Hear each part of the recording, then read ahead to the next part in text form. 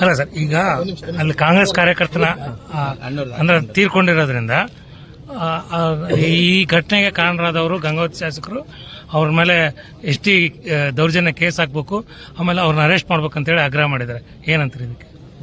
ನೋಡಿ, ನಮ್ಮ ಮನೆ ಹತ್ರ ಬಂದು ನಮ್ಮ ಮೇಲೆ ಮನೆ ಮೇಲೇನೆ ಗಲಾಟೆ ಮಾಡಿ ನಮ್ಮನ್ನೇ ಇದು ಮಾಡಿಬಿಟ್ಟು ಇಲ್ಲೇ ಅವರೇ ಫೈರ್ ಮಾಡಿರುವಂಥದ್ದು ಇಡೀ ಎಲ್ಲ ಮೀಡಿಯಾನೇ ಸಾಕ್ಷಿ. ನೀವು ಬೇರೆ ಯಾರೂ ಬೇಕಾಗಿಲ್ಲ ಇದಕ್ಕೆಲ್ಲದೂ ಕೂಡ ನಾನು ಕೇರ್ ಮಾಡೋನಲ್ಲ. ನಾನು ಇವತ್ತು ಪೊಲೀಸರು ಮನಸ್ಸಾಕ್ಷಿ ಅನ್ನೋದಿದ್ರೆ ಕಾನೂನು ಕಾಪಾಡುವಂಥ ದೃಷ್ಟಿಯಲ್ಲಿ ನಾರಾ ಭರತ್ ರೆಡ್ಡಿಯನ್ನು, ಅವ್ರ ತಂದೆ ನಾರಾ ಸೂರ್ಯನಾರಾಯಣ ರೆಡ್ಡಿ ಅವ್ರನ್ನ ತಕ್ಷಣ ಬಂಧನ ಮಾಡಿ ಇವತ್ತು ಕಾಂಗ್ರೆಸ್ ಸರ್ಕಾರ ಪ್ರಾಮಾಣಿಕವಾಗಿ ಪಕ್ಷಾತೀತವಾಗಿ ಈ ರೀತಿ ಏನು ನಮ್ಮ ರಾಮ್ಲೂರ್ ಹೇಳಿದಾಗೆ ಸಿನಿಮಾ ಸ್ಟೈಲ್ ರಾಜಕಾರಣಿಗಳಿಗೆ ಮತ್ತು ಏನು ಜನಪ್ರೀತಿ ಕಳ್ಕೊಂಡ್ಬಿಟ್ಟು ಇಂಥ ಒಂದು ದಬ್ಬಾಳಿಕೆಗಳ ಮೂಲಕ ನಮ್ಮ ಇಡೀ ಹಿಂಬಾಲಿಕರನ್ನ ಜನಾರ್ದನ್ ರೆಡ್ಡಿ ಅವ್ರ ಮನೆಗೆ ಹೋಗ್ಬಿಟ್ಟು ಅವ್ರ ಮನೆಗೆ ರೋಡ್ಗೆ ಚೇರ್ಗಳು ಹಾಕೊಂಡು ಕುತ್ಕೊಂಡ್ಬಿಟ್ಟು ಬ್ಯಾನರ್ ಕಟ್ಟಿ ಅಲ್ಲೇ ಅವ್ರ ಮನೆ ಮೇಲೆ ದಬ್ಬಾಳಿಕೆ ಮಾಡಿ ಬರ್ತೀವಿ ಅಂತಂದ್ರೆ ಇಡೀ ನಗರದ ಜನರನ್ನ, ವ್ಯಾಪಾರಸ್ಥರನ್ನ ಹೆದರಿಸಿ